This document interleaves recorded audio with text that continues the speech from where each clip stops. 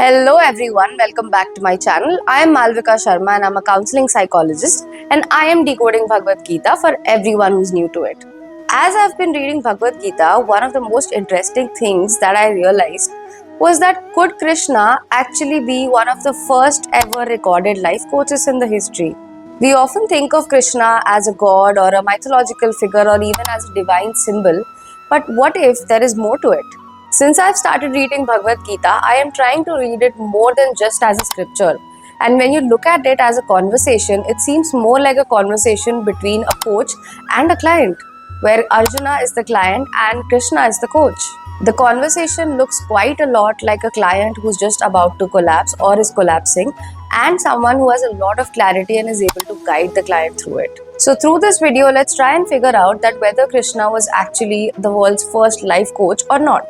So before that, let's set the scene. We have a client, Arjun, who's having a breakdown. In modern psychological terms, what are his symptoms? He's panicking, he's trembling, he has a brain fog, he has this emotional overwhelm to him, and he's feeling a loss of purpose. In modern terminology, in psychology, we can call this as Arjun having a trauma response or even a fight or flight response to a situation. And Arjun is all ready and wanting to walk away from this war, but then enters Krishna. Not with any kind of judgment, but more with a coaching approach. He doesn't directly jump to the conclusion saying, okay, do this because I have told you so. He actually talks about that, okay, let's talk about it and try to explore what the options are and let's try to freely figure out what's happening. And since Arjun is having a clash with what his life's purpose is, Krishna then slowly tells him that let's try to figure out what the truth behind your action is so that you can get back to it. Okay, so now that we've set the scene, let's try to uncover what Krishna's psychological strategy or coaching strategy actually was in modern terms so that it's simpler for all of us to understand. Number one, emotional regulation. Krishna does not just jump in with a solution or with high preachy words to Arjun. He actually lets him feel his breakdown, feel his fear, and feel all the feelings that he's having in that moment. If we name it in trauma-informed language, this is called that Krishna is actually giving Arjun a safe space to vent out and feel his emotions. So Krishna is not actually telling him that let's do this. He's actually letting him realize and feel what his emotions are trying to tell him. And we can see this in one of the verses in the Bhagavad Gita where Krishna is actually telling Arjun that you are grieving for someone or some people who are not worthy of grieving. And yet you speak the words of wisdom. And like an excellent coach, Krishna is not bombarding him with solutions or suggestions or the things he needs to do further. Instead, he's redirecting him from emotional collapse to having a cognitive clarity. For those of you are new to terms of psychology, let me explain this to you. So it's basically that Krishna, who sees that Arjun is having this huge emotional meltdown, Krishna is letting him feel those feelings, and by saying the sentence that I just said a few seconds ago, Krishna is actually redirecting him from that emotional collapse to having a more mental clarity about this whole situation. Number two, which is very, very fascinating, is identity separation, which is also known as cognitive diffusion. Through this, Krishna is trying to teach Arjun that you're not your body, you are not just your mind either. Instead, you are the one who's witnessing all of this.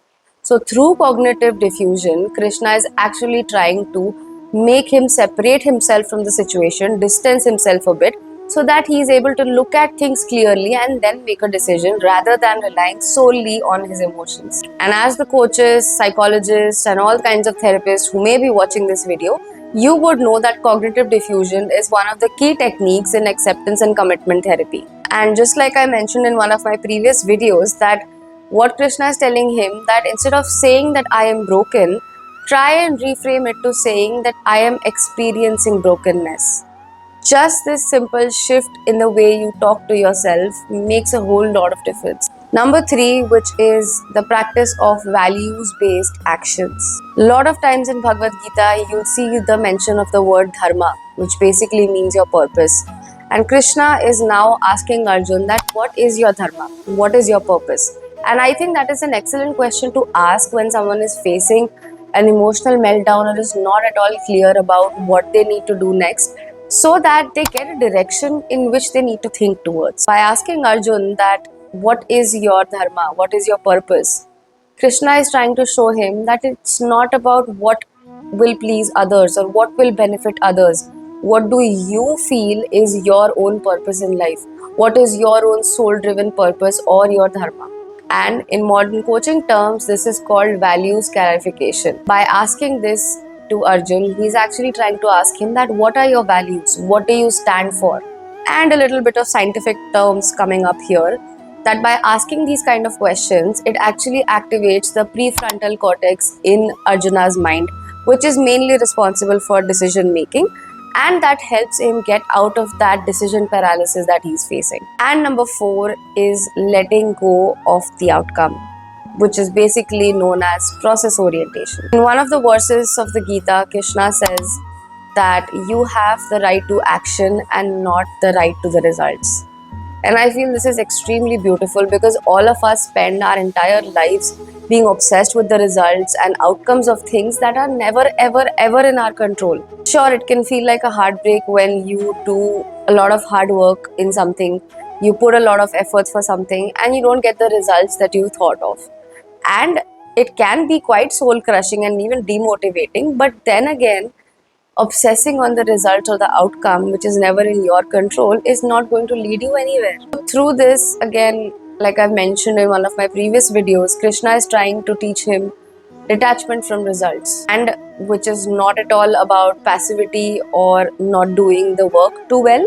It's basically about getting emotional independence from what is keeping your soul stuck in the result. And in psychology, there is a beautiful term for it, which is called internal locus of control, which is basically, rather than relying on any kind of external motivation or external reasons to drive you forward, you're actually focusing on what's internal in order to motivate you. And for those who would have practiced this in their life at some point, would realize that when you shift the motivation from external factors to internal factors, your anxiety, your fear, and your quest for perfectionism, all of this settles down quite a bit. So to sum it up, what Krishna is teaching Arjun as a coach is that do your work, but don't attach your identity to the results of it. So I don't know about all of you, but by looking at all of this, I am pretty convinced that Krishna could have been indeed one of the first ever recorded life coaches in the history. So now that we've looked at all these things, let's try to see that what actually makes Krishna an effective life coach. Krishna is not forcing solutions on Arjun. And throughout Bhagavad Gita, you'll realize that even today, the whole book is still not forcing you to do anything. All Krishna is doing is mirroring the truth, which is an excellent quality for coaches to have. He is holding the space for a lot of complexity because the kind of questions that Arjun is asking him throughout the book, as we see, are extremely complex and are regarded with different kind of situations and different kind of emotions that he's battling with. And Krishna, being a great coach, has the space for taking in all of that complexity. Krishna is not just giving him logic or is not just giving him spiritual wisdom. He's actually blending both those things in a way that it is absolutely applicable. And throughout the book, you can see that no matter what kind of problems or questions Arjun is having, Krishna is just challenging them and is never shaming him for having those thoughts or even the doubts in the first place. You can never see Krishna telling Arjun that you're supposed to be a warrior, you were raised for this. How could you defy your duty, and how could you even question that are you supposed to fight this battle or not? He is just listening to all of it patiently, challenging those thoughts and helping them reframe them. And finally, he ends this whole thing with empowerment and not leaving Arjun dependent on him, which is an excellent quality for all the coaches out there. In one of the last chapters of Bhagavad Gita, Krishna is telling Arjun that now I have told you everything that you need to know, and now you can reflect on it and do as you choose to. So coming back to our topic, was Krishna really a life coach? Well, obviously not in the modern commercial sense, but he was a life coach in the deepest sense possible. And in my opinion, I think he's not just coached that one mind of Arjun's, he's in a way coached the entire human experience of so many people. And that's why even 5,000 years later, this book still stands to be extremely relevant and especially very very useful for the coaches, psychologists, therapists, or anyone who's trying to help other people or even better their own lives. So if you are at a stage in life where you're not clear about things, where your brain is feeling foggy, where you are not sure about where you're heading towards, just think what would Krishna say for this. And he would most likely say that you know where you have to go, you know what you have to do. Let's just settle down and try to clear all the noise that's in our mind, and then we'll get the answer. I hope we can learn a lot more things from Krishna as we go along these series of videos that I'll be creating. And let's apply it to our lives so that we can become the better version of ourselves. And follow me for more such videos and subscribe to my channel so that we can explore Bhagavad Gita and the deepest parts of it together.